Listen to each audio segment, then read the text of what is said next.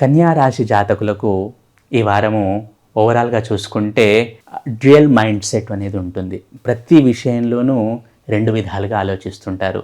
కొంచెం మానసిక ఒత్తిడి అనేది ఉంటుంది. ఒకే సమయంలో మంచి చెడు రెండు రన్ అవుతూ ఉంటాయి వారి బ్రెయిన్లో. కొంచెం మానసిక ఒత్తిడి అనేది ఉంటుంది. అలాగే సంతానం పట్ల కూడా సంతృప్తికరంగా ఉంటుంది ఈ వారం. తమ ఆరోగ్యం పట్ల జాగ్రత్త అవసరము. అయిన దానికి కాని దానికి కొంచెం కోపం అనేది వచ్చే అవకాశం ఉంది. కాబట్టి ఎమోషనల్ బ్యాలెన్స్ అనేది మెయింటైన్ చేయండి. ఆర్థికంగా ఎటువంటి లోటు ఉండదు ఈ కన్యా రాశి జాతకులకు. అలాగే వృత్తి ఉద్యోగ వ్యాపారాల్లో ఉన్నవారికి కూడా సమయం అనుకూలంగానే ఉందని చెప్పవచ్చును.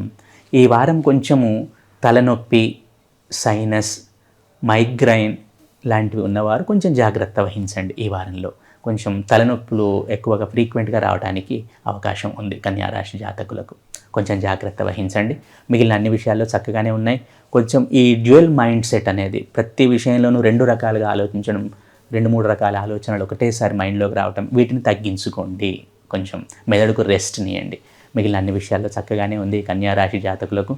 ఈ కన్యా రాశి జాతకులు ఈ వారము ఇష్టదేవత ఆరాధన, కులదేవత ఆరాధన చేయటం వలన సత్ఫలితాలను పొందుతారు.